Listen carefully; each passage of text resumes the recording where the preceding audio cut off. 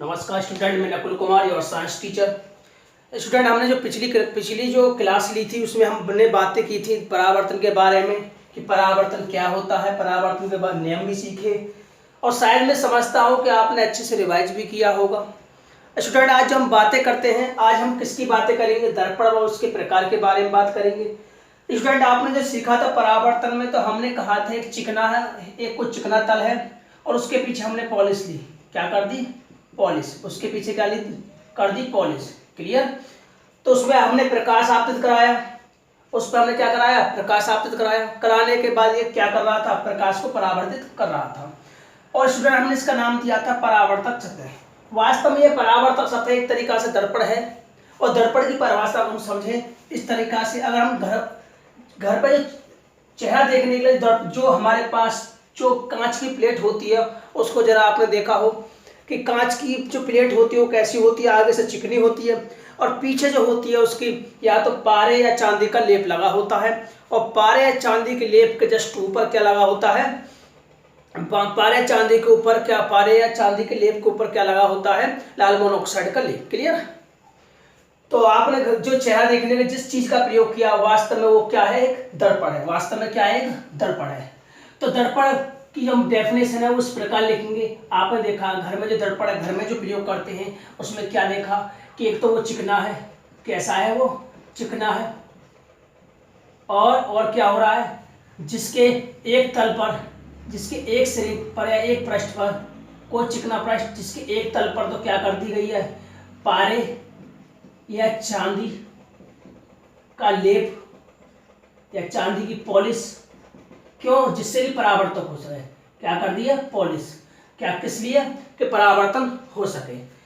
कोई चिकना पृष्ठ जिसमें एक तल पर क्या हो, जिसके एक तल पर तो हो पारे चांदी की पॉलिश, ऊपर किसका लेप हो? लाल ऑक्साइड, जिससे कि परावर्तन अच्छी प्रकार से हो सके। लाल ऑक्साइड का लेप। क्लियर? स्टूडेंट, ये दर्पण की परिभाषा हुई जो कि हमने घर में देखी है।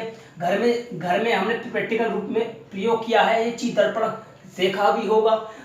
चिकना पृष्ठ होता है, एक तल पर पॉलिश होती है और पारे चांदी की पॉलिश होती है और लाल मोनोऑक्साइड का लेप होता है। क्लियर? लाल ऑक्साइड का क्या होता है? लेप। स्टूडेंट, दर्पण के जो प्रकार है वो जरा इस तरीका से है। दर्पण के प्रकार की जो हम बात करें, दर्पण के प्रकार जरा समझें। दर्पण वास्तव में स्टूडेंट दो प्रकार का होता है। क्या प्रकार का होता है? दो प्रकार का होता है। समतल दर्पण, समतल दर्पण, और एक होता है कौन सा? गोलीय दर्पण, गोलीय दर्पण। क्लियर? यानी हमारे पास कौन सा दर्पण हो गया? समतल हो गया और दूसरा क्या हो गया? गोलीय दर्पण। क्लियर? स्टूडेंट, ये प्लेन मिरर है और ये स्फेरिकल मिरर है। स्टूडेंट, सबसे पहले हम समतल दर्पण की बात करें। समतल दर्पण जो होता है वो क्या होता है? जरा देखें। हमारा जो घर का जो हम जिसमें चेहरा देखते हैं वो वास्तव में क्या होता है? दर्पण कैसा होता है? समतल। वो किस तरीका से होते हैं, जरा इसको समझेंगे। स्टूडेंट, देखो जरा कि हमारे पास कांच की कोई समतल प्लेट है।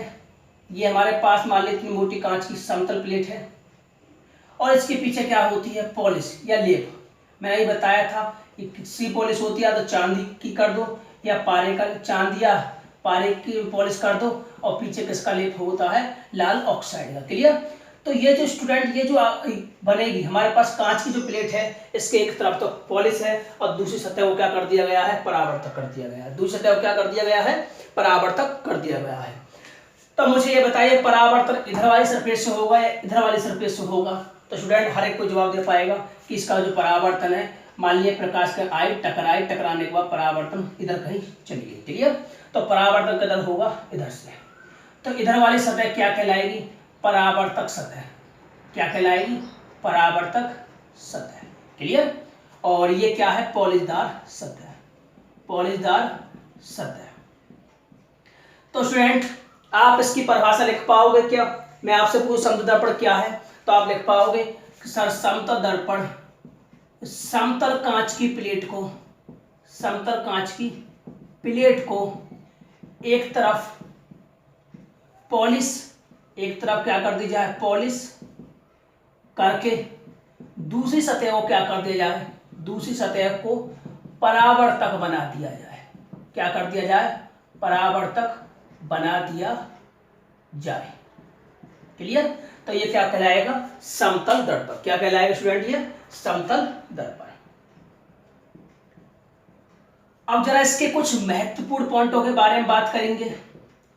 स्टूडेंट इसका जो पॉइंट, महत्वपूर्ण पॉइंट है, ये अक्सर आपसे पूछ लिए जाते हैं, बहुत ही इंपॉर्टेंट है। इस पर एक आध वाया वॉइस आपसे पूछ लिए जाते हैं कि आप जो चेहरा देखते हो जिससे, वो कौन सा दर्पण होता है, वो दर्पण समतल होता है या गोलीय होता है? तो आप जो का जवाब होगा समतल। यानी हम चेहरा देखने के लिए किसका प्रयोग करते हैं? समतल दर्पण का। चेहरा देखने के लिए किसका प्रयोग करते हैं? देखने के लिए समतल दर्पण। देखने के लिए या चेहरा देखने वाला दर्पण, चेहरा देखने के लिए किसका उपयोग करते हैं? समतल दर्पण। जरा ध्यान रखना, चेहरा हम किस में देखते हैं? समतल दर्पण। और दूसरा पॉइंट ये आता है, इसकी जो फोकस दूरी होती है, कितनी होती है?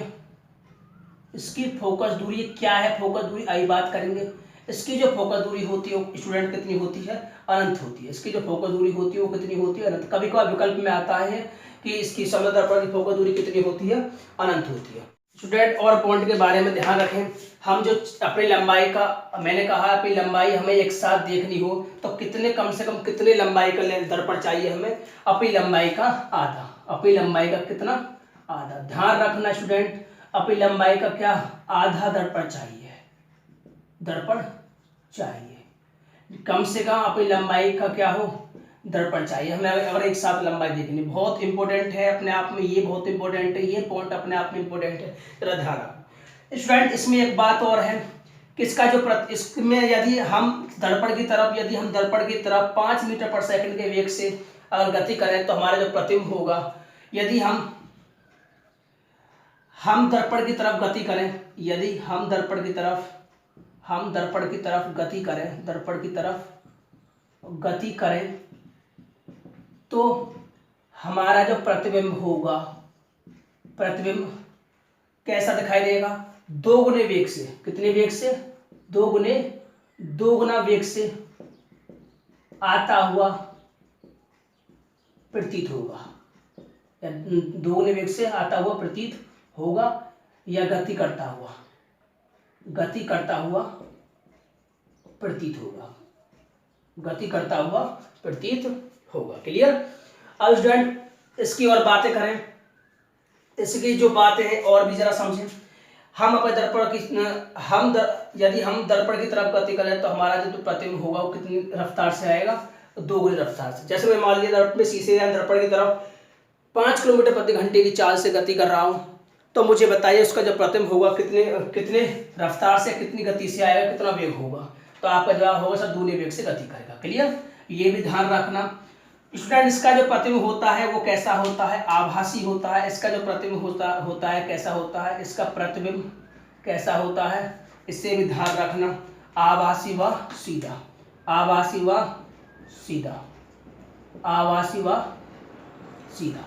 स्टूडेंट हम नेक्स्ट पॉइंट की बात करते हैं। ये पूछी जाते हैं विकल्प में भी, इसका जो प्रतिबिंब होता है वो दर्पण बताइए, जो प्रतिबिंब सीधा बनता है वो आभासी बनता है।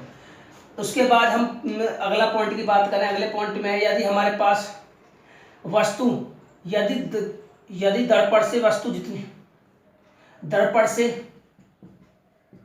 वस्तु जितनी अधिक दूरी पर होती है, जितनी दूरी पर होती है उसका प्रतिबिंब भी उतनी ही दूरी पर बनता है। उसका प्रतिबिंब भी दर्पण के पीछे उतनी ही दूरी पर बनता है।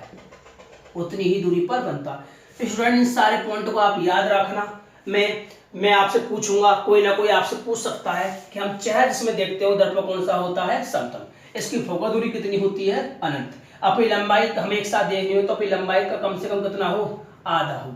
यदि हम दर्पण की तरफ गति करें तो हमारा जो प्रतिबिंब होगा वो कितनी रफ्तार से आएगा? 2 गुनी रफ्तार से आएगा। इसका जो प्रतिबिंब होगा वो कैसा होता है? आभासी होता है। आभासी क्यों होता है जरा बताएंगे। दर्पण से वस्तु जितनी दूरी पर होती है उसका प्रतिबिंब दर्पण के पीछे उतनी ही दूरी बनता है। क्लियर? अब स्टूडेंट हम बातें करते हैं कि आभासी क्यों होता है, जरा समझें। स्टूडेंट जरा समझें, मान लीजिए मेरे पास ये कोई दर्पण, कौन सा दर्पण लिया है मैंने, समतल दर्पण लिया है, समतल दर्पण की बातें कर रहा हूँ। कौन दर्पण है ये, समतल दर्पण। क्लियर। मेरे पास यहाँ कोई वस्तु है ओ बिंदु पर, यहाँ से दो प्रकाश किरणें चली, मान लिया ये एक तो यहाँ इधर टकराई, एक तो प्रकाश किरण ये और एक प्रकाश किरण ये। क्लियर। मान लीजिए ए बिंदु पर टकराए और ये एक बी बिंदु पर टकराई। स्टूडेंट ये ए बिंदु पर टकराई और ये बी बिंदु पर टकराई। अब जरा समझे, मान लिया ये प्रकाश किरण तो चली गई इधर कहीं, ये कहाँ चली गई, इधर कहीं। ये जो प्रकाश किरण मान लिया मैंने किधर चली गई, टकराने के बाद इतने ही कोण पर इधर चली गई। क्लियर। मैंने क्या कहा कि एक कोई वस्तु है, उससे दो प्रकाश किरणें चल रही हैं, ओ ए व ओ बी, और वो टकराने के बाद किधर डायरेक्शन में चली गई, सी दिशा में। किस दिशा में चली गई, सी दिशा में। क्लियर। अब स्टूडेंट हम बात करें इसका जो प्रतिबिंब बनता है वो कैसे बनता है, इतनी ही दूरी पर क्यों बनता है, जरा समझो। उसके बाद देखें स्टूडेंट, ये प्रकाश कण टकराने के बाद ध्यान रखना, जितनी यदि कोई जीरो कोण के साथ टकराते हैं, यहाँ आपतन कोण कितना होगा इस कण के लिए, ओ ए के लिए वो जीरो होगा। क्लियर। वो कितना होगा, जीरो। चौक अभिलंब भी वही है, अभिलंब भी वही है, और आपतित कण भी वही है, उनके बीच में कोण कितना है, जीरो है। जरा समझे, ये यदि कोई जीरो कोण से हमारे दर्पण पर प्रकाश किरण डाली जाती है तो वो उतने ही कोण पर वापस लौट जाती है। क्लियर। तो ये इधर टकराने के बाद ये किधर पहुंच गई, वापस उधर ही पहुंच गई। अब स्टूडेंट हम बातें करें कि ये टकराने के बाद ये तो वापस उधर ही चली गई और ये टकराने के बाद इधर कहीं चली गई। अब हम कल्पना करें ये आगे इधर तो कहीं, ये तो आगे जा रही है सीधी, ये किधर जा रही है, ये तो आगे जा रही है सीधी, आगे कहीं जाएगी सीधी, और ये इधर कहीं जाएगी, ये तो आगे जाके तो मिलेंगी नहीं, लेकिन पीछे जरूर कल्पना कर सकते हैं। इसको जरा हम पीछे बनाएं, पीछे कल्पना करें। ध्यान रखने कल्पना के लिए हम काल्पनिक लाइन लेते हैं और इधर भी हम कल्पना करें पीछे की तरफ मिलाएं, तो ऐसा प्रतीत होता है कि जैसे दर्पण के पीछे कहीं मिल रही है, और जहां पर मिलती है क्या होता है, जहां पर ये प्रकाश किरणें मिलती हैं वहां क्या बनता है, प्रतिबिंब बनता है। वहां क्या बनता है, प्रतिबिंब बनता है। वहां क्या बनती है, इमेज। इस बिंदु पर क्या बन रहा है, प्रतिबिंब। किसका, ओ का। ओ का क्या है, ये इमेज है। क्लियर। ओ की क्या है, ये इमेज। तो ध्यान रखना जितनी दूरी वस्तु होती है, मान ली मेरे पास 10 मीटर की दूरी पर वस्तु है तो प्रतिबिंब भी 10 मीटर की दूरी पर ही बनेगा, मैंने अभी कहा था। उसके बाद प्रतिबिंब कैसा है, ये काल्पनिक है, वास्तव में नहीं मिल रही थी ना। अगर वास्तव मिलती तो हम वास्तविक कहते, और यदि वास्तव में ना मिल रही हो, हम मिलाने की कोशिश कर रहे हैं, कल्पना कर रहे हो कि मिलती हुई प्रतीत हो रही है, तो हम उसे प्रतिबिंब को कहते हैं आभासी। अब स्टूडेंट हम बात करेंगे तो गोली दर्पण की। गोली दर्पण दो प्रकार के होते हैं, समतल दर्पण तो पढ़ा चुके, अब गोली दर्पण के बारे में बात करते हैं। क्लियर। स्टूडेंट गोली दर्पण जो होता है वो दो प्रकार का होता है, चलो उन्हें समझो। गोली दर्पण क्या होते हैं, पहले उसकी परिभाषा के बारे में बात करते हैं। गोली दर्पण जो होते हैं वास्तव में क्या होते हैं, कांच के खोखले गोले कटे हुए भाग होते हैं। ये क्या होते हैं, ये वास्तव में कांच के खोखले गोले के कटे हुए भाग होते हैं। क्या होते हैं, कांच के खोखले गोले के कटे हुए भाग होते हैं जिनके एक तरफ पॉलिश कर दी जाए। क्या कर दी जाए, पॉलिश कर दी जाए। वह दूसरी सतह को तो क्या बना दिया जाए, आप तो समझ गए होंगे, एक तरफ पॉलिश करेंगे तो वह दूसरी तरफ सतह को क्या कर देंगे, दूसरी सतह को परावर्तक बना दिया जाए, क्लियर। ये परिभाषा हुई गोली दर्पण की, ठीक है, कि कांच के खोखले गोले कटे हुए भाग होते हैं। जरा समझो, मेरे पास कोई कांच का खोखला गोला है, क्लियर, और मैं इसे डायमंड पॉइंट से, ध्यान रखना कांच को जो काटा जा रहा है डायमंड पॉइंट से ही काटा जाता है। ये डायमंड पॉइंट से इसे काट दूं, इधर वाले हिस्से को निकाल लूं, तो ये जो बचेगा ये कुछ काल्पनिक टाइप बचेगा। ये मान लिया कि ये अलग निकल गया, ये हिस्सा हमारे पास जो दर्पण के लिए बचा, कौन बचा, इतना हिस्सा बचा। अब स्टूडेंट हम बात करते हैं कि अगर इस शीट की बातें करें, इसका केंद्र भी होगा, इस टुकड़े की बातें करें, इतना जो टुकड़ा काटा गया है, इस टुकड़े की बातें करें, हम इतने टुकड़े की बातें करें, जितने इतना लिया है हम टुकड़ा, इस टुकड़े की बातें करें हम, तो स्टूडेंट हम देखें इसकी जो पॉलिश है, मान लीजिए मेरे जो हाथ की बात करें, ये जो हाथ है इससे पॉलिश करने के दो तरीका हैं, या तो अंदर कर दो या बाहर कर दो। मैंने क्या कहा, इस कांच की प्लेट पर पॉलिश करने के दो तरीका हैं, एक तो पीछे और एक आगे, क्लियर। तो ध्यान रखना है पॉलिश करने के दो तरीका होने के कारण भी ये के प्रकार के बन जाएंगे, दो प्रकार के। अगर हम पीछे पॉलिश करें, अगर हम आगे पॉलिश करें, जरा समझेंगे आगे क्या कहते हैं हम। क्लियर स्टूडेंट, हमने बात करी अभी कि कांच के खोखले गोले कटे हुए भाग होते हैं, मैंने मान लिया ये है। स्टूडेंट, ये वास्तव में कई प्रकार के होते हैं, दो प्रकार के होते हैं, अवतल व उत्तल, अवतल व उत्तल, फर्स्ट सेकंड। क्लियर, अवतल व उत्तल। अवतल में समझे स्टूडेंट, अवतल में क्या होता है, उसके पीछे पॉलिश होती है। क्या होता है, पीछे पॉलिश होती है। क्या होता है, पीछे पॉलिश होती है। क्लियर, इसका नाम दे दो एम से, एम फॉर मिरर, मिरर मतलब दर्पण, M1 M2। तो ये दर्पण कौन सा होगा, अगर इसके पीछे पॉलिश है तो ये अवतल दर्पण। ये कौन हो, अवतल दर्पण। अब स्टूडेंट हम बातें करते हैं उत्तल की। उत्तल में क्या होता है कि जो पॉलिश है, मान लीजिए हमारे पास उत्तल दर्पण है, इसके क्या होता है, अंदर पॉलिश होती है। इसके क्या होता है, अंदर पॉलिश होती है। मैंने अंदर पॉलिश दिखाई है।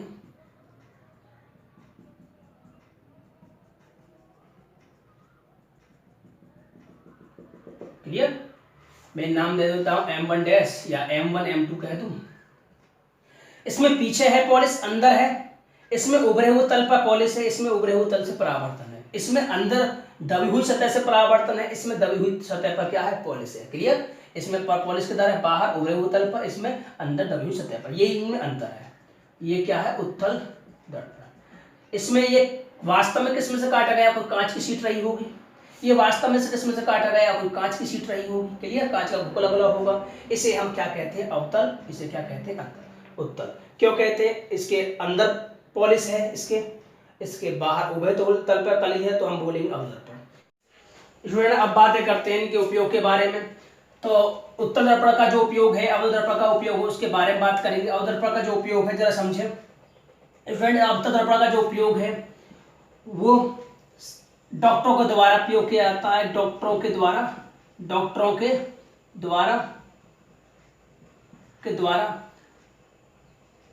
द्वारा कान, नाक, दांत, गले आदि की जांच के लिए,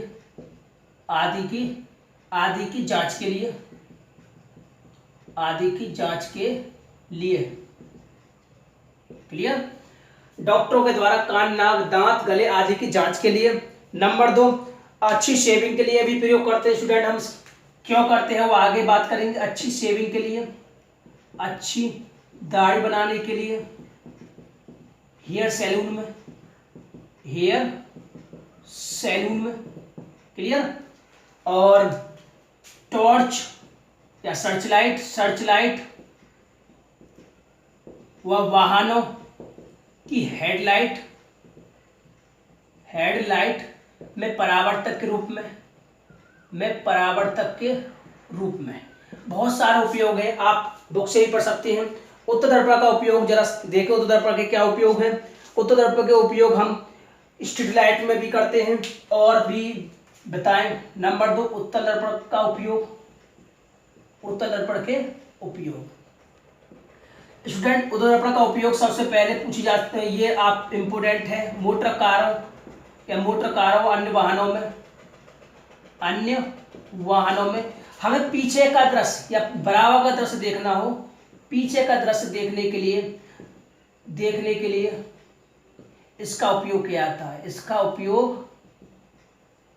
है। क्लियर स्टूडेंट, आपने देखा होगा, आप बाजार गए हो या कभी पापा के साथ बाइक पे गए हो, तो आप 10वीं क्लास में पढ़ रहे हो।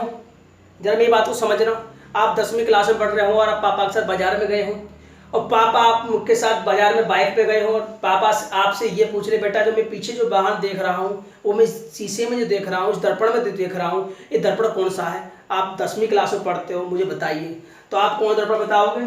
मोटर कार और वाहनों पीछे देखने के लिए कौन दर्पण का उपयोग होता है, उत्तल। क्लियर, यानी मोटर कार, मोटरसाइकिल वगैरह में जो पीछे दृश्य देखने के लिए हम किसका प्रयोग करते हैं, उत्तल दर्पण का। ये वाया वो आपसे जो पूछा सकता है।